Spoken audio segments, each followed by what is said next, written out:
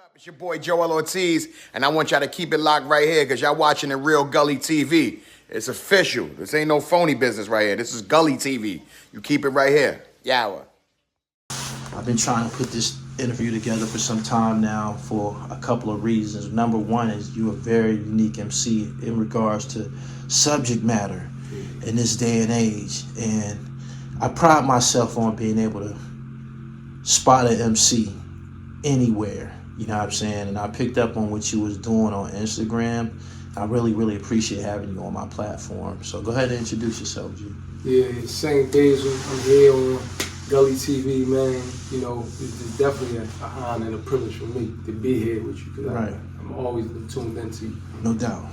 Last time we spoke on IG is when D1 and Kendrick Lamar kind of went off back to back. Yeah.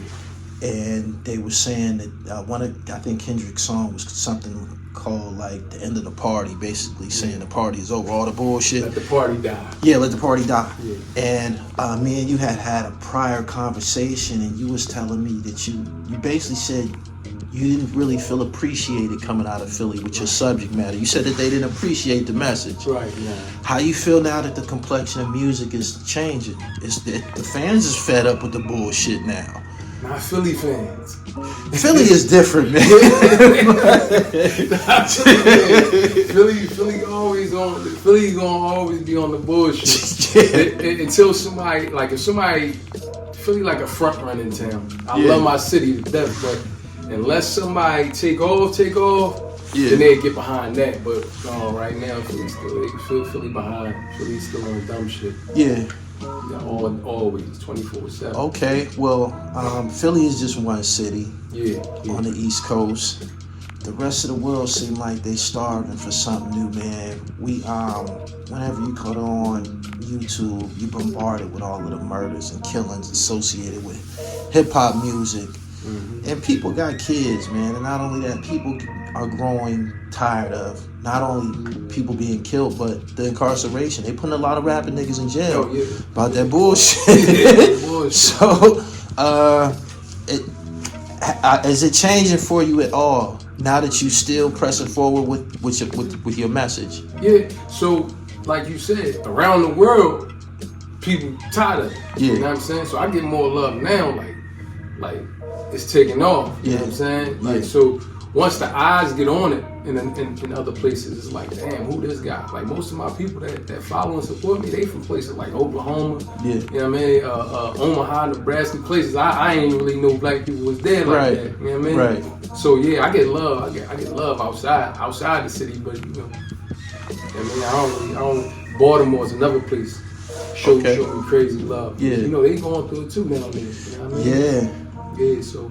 Yeah, I be straight outside the city. People more like it's a breath of fresh air, and I think from an optic standpoint, when people see me, it's like, damn, old head rapping. You know what I mean? So it's like it's almost like a shock to the system. Yeah. But they expect you to be like Curtis Blow, but when they don't come off like that, you know what I mean? Right. That's where they show the love. At, you know what I mean? If you want to be technical though, everybody is nice or skilled at this craft is someone that might be considered an old head. Might have a little gray in the beard, might be over 40.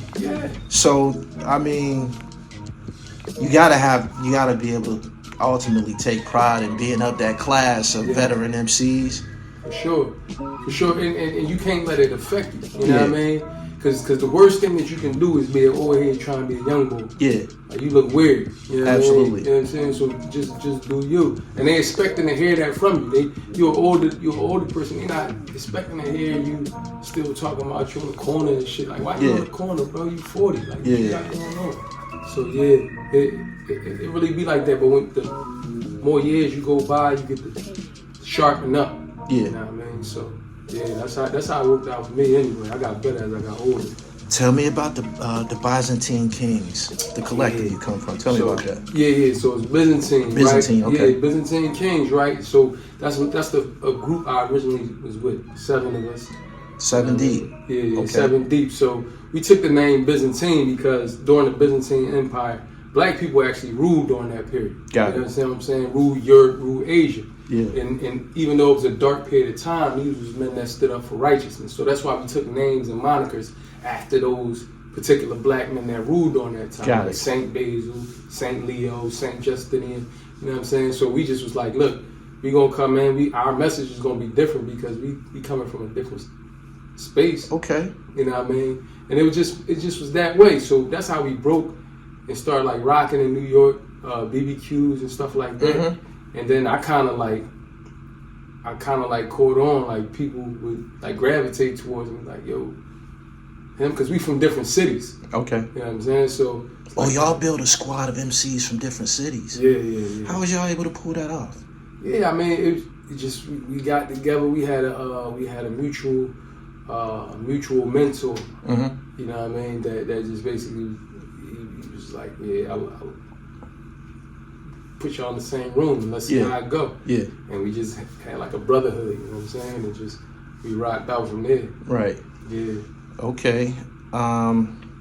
So how were y'all received as the Byzantine Kings?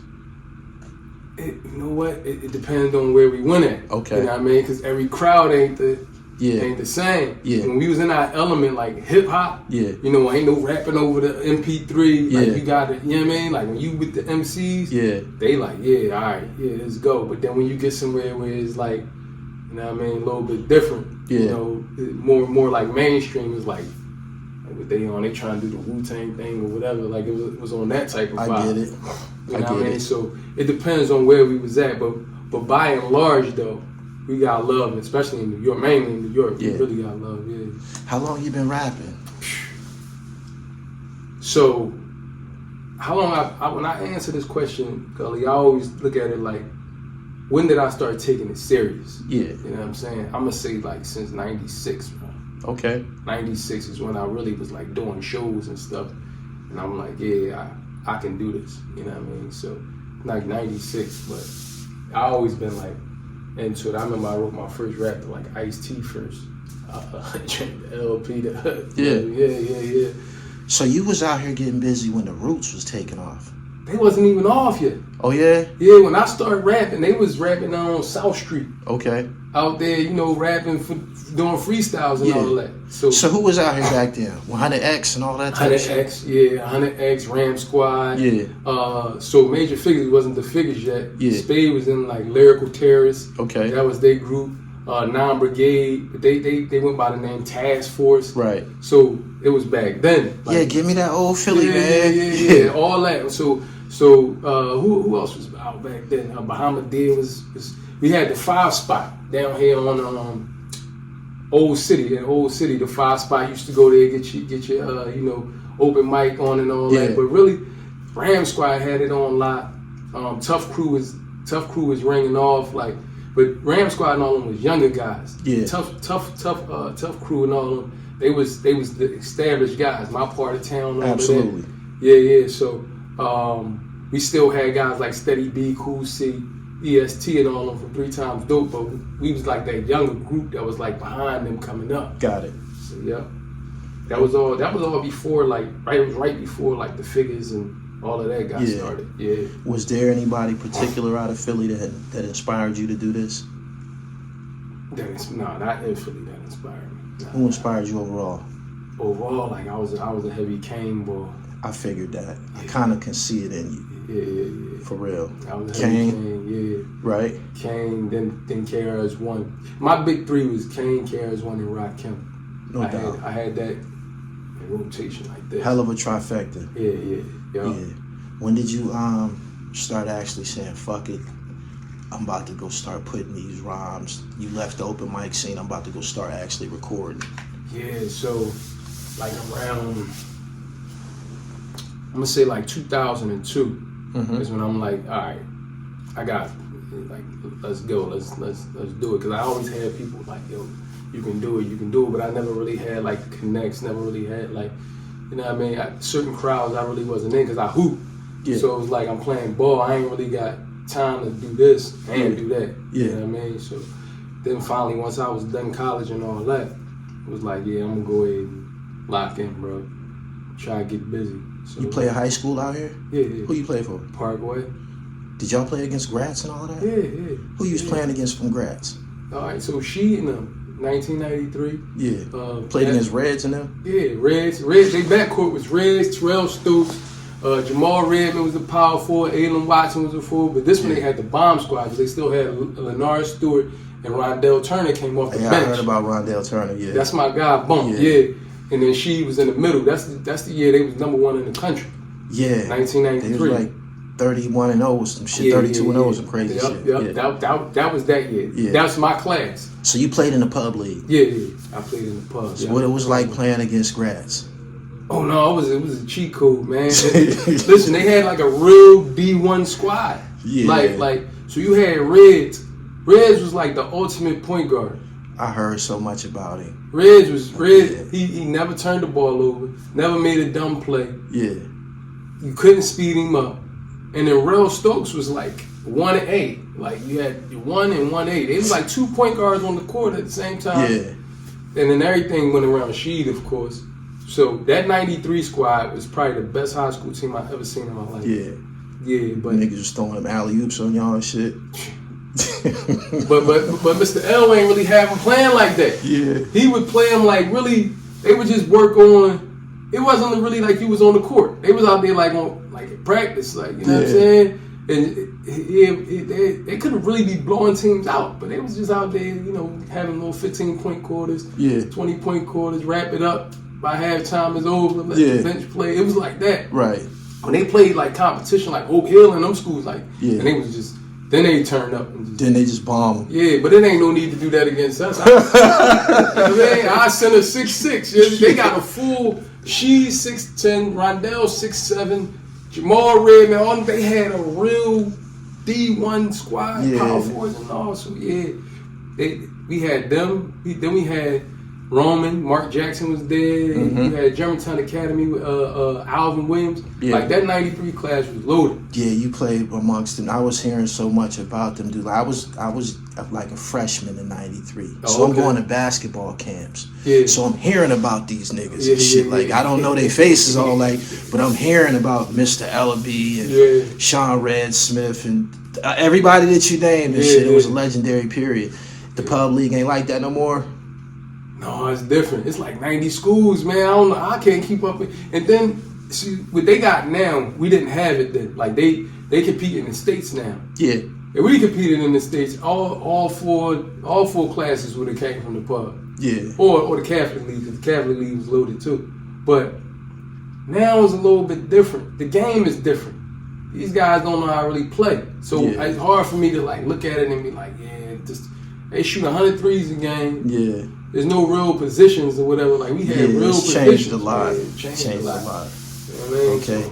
So you described yourself. You was like, well, I wasn't really in a basketball. I mean, I wasn't all the way in the rapping. I was more in the hooping. Didn't the rappers and the hoopers kind of like, wasn't they like in the same rooms? Were they like in the same spaces and shit like that? Yeah, most of the guys that rap hoop. Exactly. Like Gil hoop, Spade hoop. Like they all hoop, but it was like some niggas like really took the rapping a little bit more serious. Right. And some niggas took the hooping a little bit more serious. Like it wasn't no doing both because that rapping shit required you to be in certain spaces. Yeah. That the hooping ain't allow you to be at. You know what I mean? So it was like, which one is going to be? And then I played in the PSAC. So once I left for college, it was like.